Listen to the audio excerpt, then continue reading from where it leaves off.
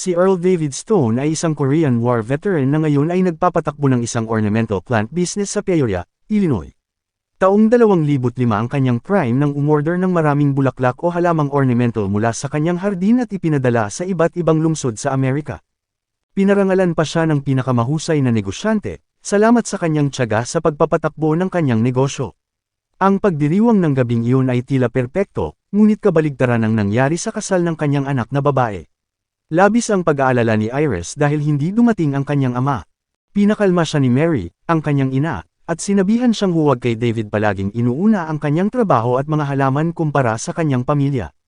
Lumipas ang panahon noong 2017, nalugi ang negosyo ng halaman ni David. Ang kanyang bahay ay kinompiska ng bangko at natapos ang kanyang kasal.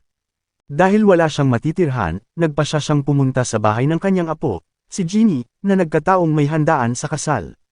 Malugod siyang tinanggap ni Ginny dahil hindi siya kadalasang pumupunta para dumalo sa mga event ng pamilya, ngunit naging magulo ang kapaligiran nang dumating sina Iris at Mary. Labis ang pagkadismaya ni Iris dahil ni minsan ay hindi nakapunta si David sa anumang family event pati na rin si Mary, lalo na't nakita niya ang kotse ni David na puno ng mga kasangkapan. Nang makita niya iyon, alam niya na hindi pumunta roon si David para sa kaganapan, ngunit upang maghanap ng matutuluyan. Ang kaganapan ay natapos na hindi gaanong perpekto nang walang presensya ni Iris, Mary, o David. Bago umalis, hinarang si David ng isang bisita na nagngangalang Rico. Sa isang medyo maikling usapan, nag-alok si Rico sa kanya na maging isang taga-deliver na ang trabaho ay maghatid ng isang bagay. Namangha si Rico dahil madalas na naghahatid ng mga paninda si David sa mga lungsod sa Amerika at hindi pa siya nahatak o nakatanggap ng tiket. Sigurado siyang angkop ang trabahong ito para kay David. Hindi inisip ni David na mahirap itong trabaho, kaya kinabukasan, pumunta siya sa address na ibinigay sa kanya ni Rico kahapon para magsimula ng trabaho.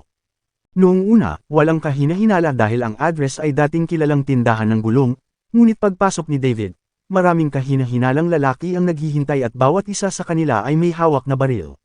Nagtanong ang isa sa kanila kung saan ilalagay ang mga paninda at inosenteng sinabi ni David na ilagay na lang ito sa likod ng sasakyan.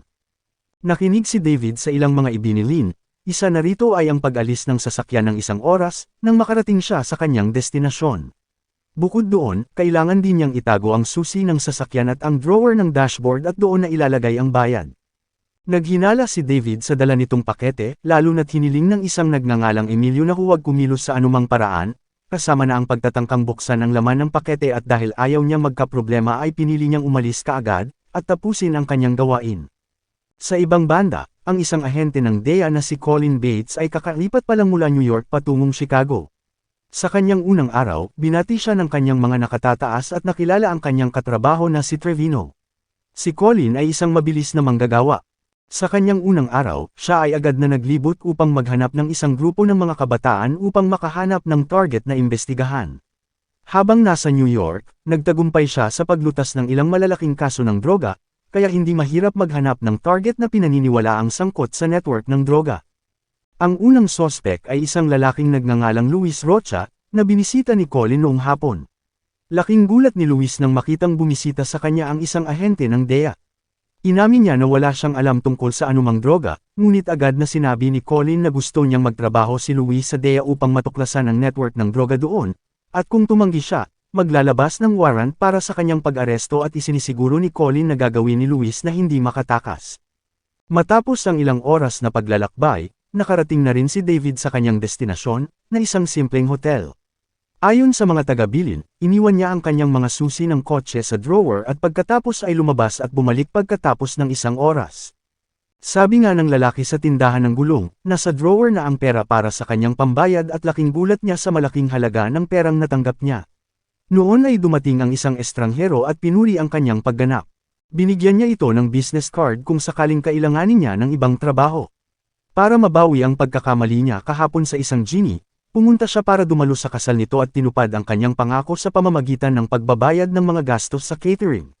Natuloy ang wedding event ayon sa plano at masaya ang lahat, kasama na sina Iris at Mary. Bukod sa pagtupad sa pangako kay Ginny, sinubukan din niyang humingi ng tawad kay Mary. Sinubukan niyang simulan ng isang pag-uusap sa kanyang paboritong kanta at hiniling na sumayaw siya, ngunit hindi pa rin siya nito mapapatawad at nagtataka pa rin kung bakit lagi niyang inuuna ang trabaho kaysa pamilya. Sinayang niya ang daan-daang sandali na sumira sa kanyang pamilya. Hanggang ngayon, kinasusuklaman pa rin siya ng kanyang mga anak na babae. Hindi siya nakaimik dahil sa tanong na yun. Sa pakiramdam na madali ang trabaho at malaki ang kita, bumalik siya sa tindahan ng gulong gamit ang isang bagong kotse. Sa pagkakataong ito, magiliw siyang sinalubong ng mga ito at walang gaanong pag-uusap ay inilagay na ang mga paninda sa likod ng sasakyan. Hindi pa rin alam ni David na ang inaakala niyang black market automotive stuff ay droga. Matapos ma-strap ang lahat ng mga kalakal, nakatanggap si David ng paalala na ipadala ang mga ito sa parehong hotel bilang unang paghahatid. Binigyan siya ni Emilio ng bagong cellphone na kailangan niyang kunin kung may papasok na tawag.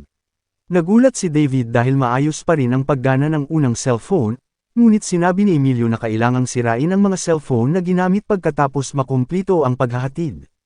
Kahit na pareho ang destinasyon, sa pagkakataong ito ay ibang ruta ang tinahak ni David. Dumaan siya sa New Mexico upang maiwasan ang highway at pumili ng isang mas malapit na ruta. Gaya ng dati, casual siyang nagmaneho at huminto sa isang palengke para bumili ng prutas. Pagdating niya sa lokasyon, mas kalmado siya at nakipagbiruan pa sa isang cartel member na nanunood sa kanya. Sa ibang lokasyon, si Luis, na ayaw pa ring makipagtulungan, ay dinala sa opisina at pinapaamin. Noong una ay tumanggi si Luis, ngunit sa wakas ay tinanggap niya ito matapos malaman na maaaring hatulan siya ni Colin ng habang buhay dahil sa paghawak ng droga at armas. Ang perang ibinayad sa pagpapadala ng pangalawang pakete ay ginamit para tubusin ang kanyang bahay at mga ari-arian na kinumpiska ng bangko. Matapos makumplito ang negosyo sa bangko, pumunta si David sa isang lugar ng komunidad para sa mga veterano at nalaman niyang hindi maganda ang kondisyon ng lugar dahil katatapos lang ng sunog.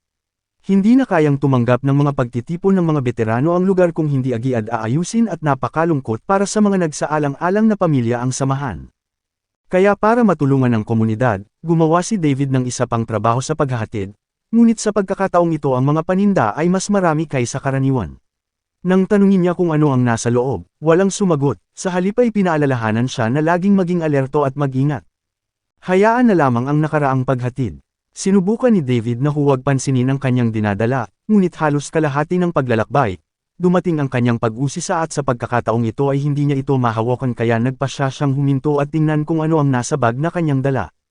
Dito niya nalaman na ang laman ng bag ay mga pamatay na cocaine. Laking gulat niya nang biglang dumating ang isang opisyal. Maswerte siyang nalinlang ang opisyal, hanggang sa tumahol ang aso neto at gustong lumabas ng sasakyan. Nang pakawalan ay pinahiran agad ni David ng toothpaste ang kanyang mga kamay at saka sinalubong ng kamay ang aso. Ang kanyang ginawa ay nagawang malito ang pang-amoy ng aso at hinayaan siya ng pulis na magpatuloy sa kanyang paglalakbay. Sa ibang lugar, si Luis ay inimbitahan ni Colin at Trevino sa paligid ng Chicago upang ipaliwanag sa kanya kung ano ang nasa bag, at kung paano nakuha ng kanyang amo ang supply ng gamot. Sinabi ni Lutus na ang mga gamot ay magmumula sa iba't ibang lungsod patungo sa ilang mga hotel bilang delivery point, at ang taga-deliver ay magpaparada ng kotse sa parking lot at mababayaran pagkatapos na kunin ang mga kalakal.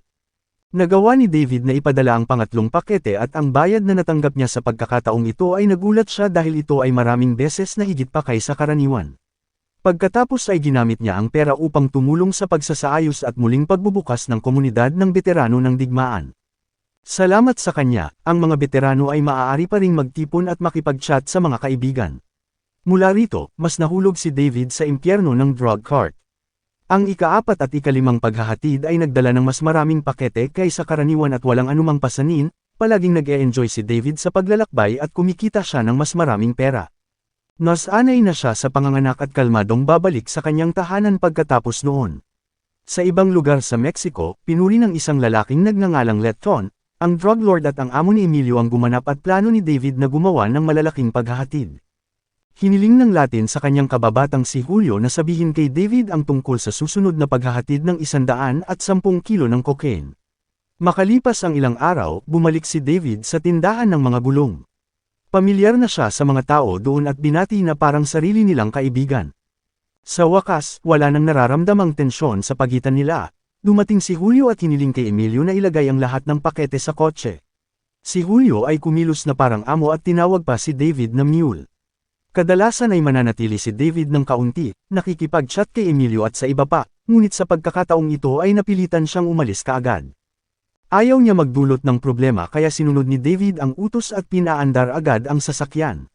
Sa daan, huminto si David para tulungan ang isa pang driver na na-flat ang gulong. Nainis si Julio at ang kanyang kaibigan dahil late na nag-deliver si David. Gayunpaman, dahil wala silang ibang mapagpipilian, napilitan silang maglakad na lamang mula sa malayo hanggang sa matapos ni David ang kanyang negosyo. Dahil naabala ang biyahe, nahuli si David at nagpasya siyang magpahinga sa isang motel. Galit na si Julio dahil nag-e-enjoy si David na may kasamang dalawang babae sa kwarto niya habang ang kotseng puno ng droga ay naiwan lang sa parking lot na walang kahit kaunting pag-alala.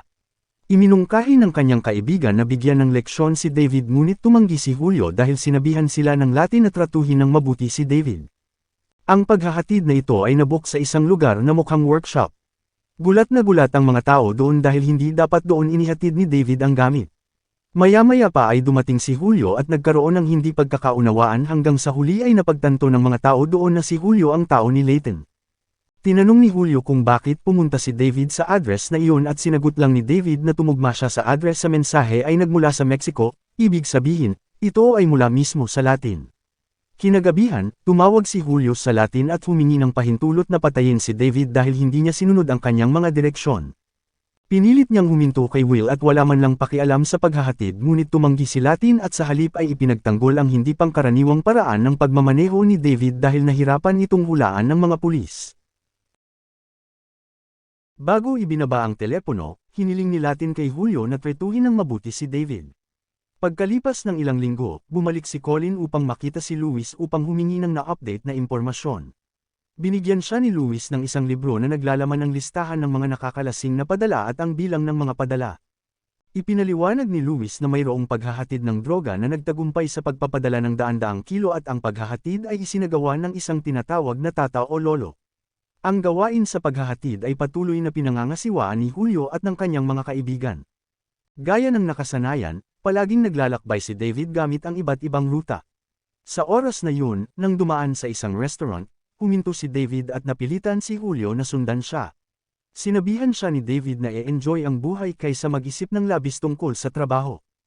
Paglakad nila papunta sa sasakyan, hinarang si Julio ng isang pulis. Naghinala ang pulis sa kanilang mga galaw na tila iba sa ibang mga bisita, ngunit sa kabutihang palad, sinabi ni David na si Julio at ang kanyang kaibigan ay mga trabahador na tutulong sa kanya sa paglipat, kaya iniwan sila ng mga pulis pagkatapos siyang bigyan ng pagkain ni David. Ang paghahatid sa araw na iyon ay ang pinakamalaking paghahatid para sa cartel. Nagawa ni David na magdala ng 282 kilo ng cocaine nang sabay-sabay ng walang anumang problema, at bilang pasasalamat, inanyayahan siya ni Layton na pumunta sa kanyang bahay. Kinabukasan, inilipad si David sa Mexico at malugod na tinanggap ng Latin. Siya ay ipinakita sa paligid at binigyan ng isang malaking salo-salo na dinaluhan ng maraming kababaihan. Nag-enjoy si David sa party at binigyan siya ng magandang babae para samahan siya. Sa ibang banda, sinalakay ni Colin at ng lokal na pangkat ng pulisya ang dalawang lugar na pinaghihinalaang lugar ng isang nagbebenta ng droga. Ang lokasyon ay isang bahay at isang garahe, ngunit natagpuan lamang nila ang ilang mga ilegal na residente at ilang maliliit na pakete ng cocaine. Pagkaraan ng ilang linggo, pumunta si David sa graduation ng kolehiyo ng Guinea, ngunit si Mary lang ang gustong makipag-usap sa kanya habang si Iris ay mukhang walang pakialam at ayaw makipag-usap. Hindi gaanong nagsasalita si Mary noong mga oras na iyon dahil mukhang masama ang pakiramdam niya, ngunit ayaw niyang pag-usapan ang tungkol sa kanyang sakit. Makalipas ang ilang linggo, habang nagsasanay si Latin sa pagbaril ng barilin siya ng isa sa kanyang mga tauhan mula sa likuran. Lumabas na ang pagpatay ay iniutos ng kanang kamay ng Latin na si Gustavo. Naramdaman ni Gustavo na masyadong malambot ang Latin, kaya sinimulan ng Dea na subaybayan ang kanilang mga galaw. Nais niyang magtrabaho na ang kanyang karera at kalalakihan sa oras ay naaayon. Nang nagbago ang pinuno, dinala si David sa masukal na lugar, isang napakatahimik na lugar at binalaan na walang mga pagkaantala sa susunod na paghahatid. Kailangan niyang gumamit ng rutang iniutos, at kung siya ay masyadong maluwag o nang ahas na tumanggi sa mga utos, hindi ito magdadalawang isip na patayin siya. Makalipas ang isang linggo, bumalik si David sa paghahatid at dumating sa oras sa garahe. Hindi siya nanatili para makipag-usap gaya ng dati at ayaw niyang mag-aksaya ng oras kaya't hiniling niya kay Emilio na ikarga agad ang mga gamit sa sasakyan. Sa ibang banda, sinabi ni Luis kay Colin na ang tagahatid na tinatawag na tata ay darating ngayong gabi sa motel. Ayaw niyang mag-aksaya ng oras, agad silang pumunta sa motel at mula sa malayo ay isa-isang inutusan ni Munder ang mga bisita doon. hinala ni Colin ang isang malaking tao na may dalang baril. Matagumpay na naaresto ang lalaki ngunit matapos suriin, natagpuan lamang nila ang 15 gramo ng cocaine. Sigurado si Colin na hindi siya ang hinahanap nila. Si David mismo sa oras na iyon ay nakakita ng pag-aresto mula sa bintana at inosenteng nakilala si Colin kinabukasan sa coffee shop. Sa inosenteng mukha, pinuri ni David ang pag-aresto kay Colin kagabi at sinimulan niyang buksan ang usapan.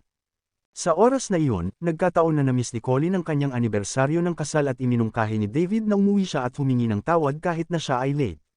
Sinabi sa kanya ni David na mayroon siyang isang anak na babae na halos 12 taon na hindi nakausap dahil palagi niyang inuuna ang kanyang trabaho. Naawa siya at umaasa na si Colin o ang ibang tao ay hindi magiging katulad niya.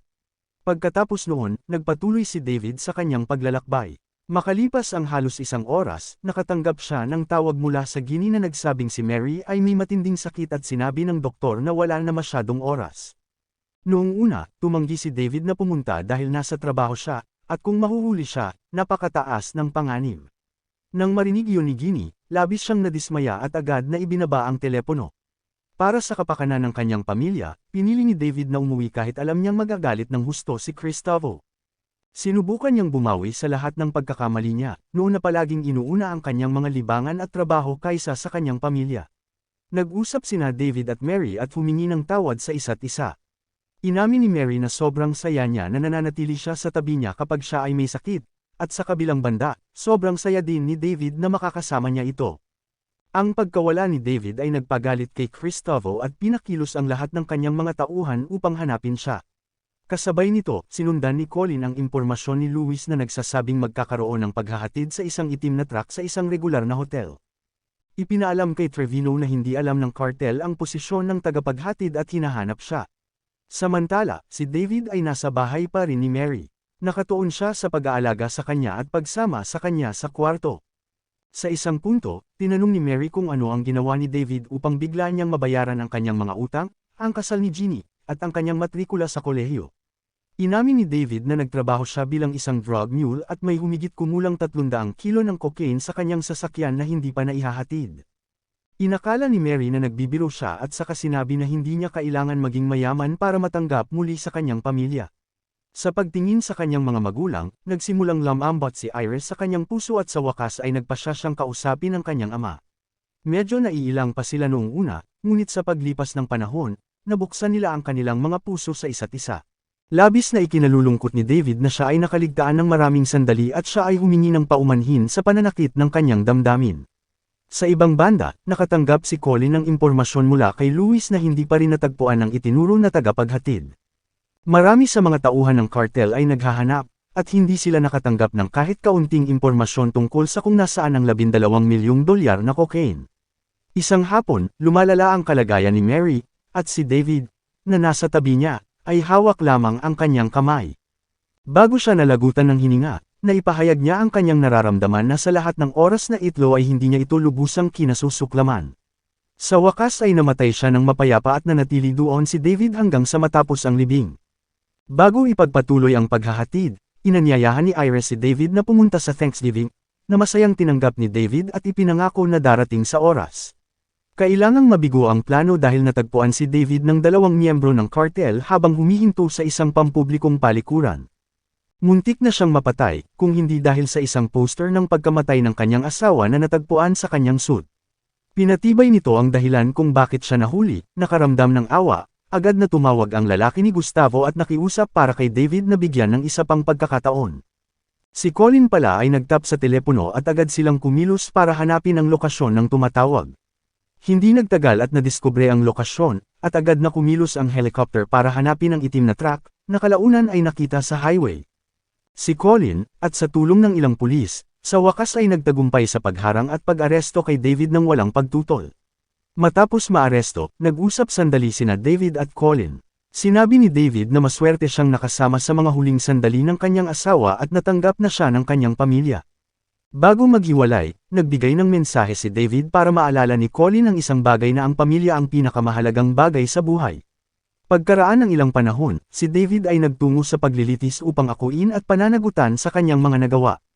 Nang ihayag ng kanyang abogado ang iba't ibang depensa, pinutol niya ito at umamin ng guilty, na ikinagulat ng lahat kabilang ang kanyang pamilya. Bago siya dinala sa federal prison, ang pangako ni Ira na lagi siyang bibisitahin kapag may pagination. Sa sandaling ito ng paghihiwalay, si David ay mukhang nalulungkot. Naalala niya ang sinabi ng asawa na hindi niya kailangang yumaman para tanggapin muli sa kanyang pamilya. Naisip mo na rin na ang lahat ng pera na ito ay hindi kayang bilhin ang oras. Habang naglilingkod sa kanyang oras sa bilangguan, ginugol ni David ang kanyang oras sa paghahardin at pagtatanim ng kanyang mga paboritong bulaklak na liryo. Mukha siyang maliwanag na parang isang taong walang pinagsisisihan sa buhay. At dito lamang po nagtatapos ang ating kwento. Maraming salamat sa lahat.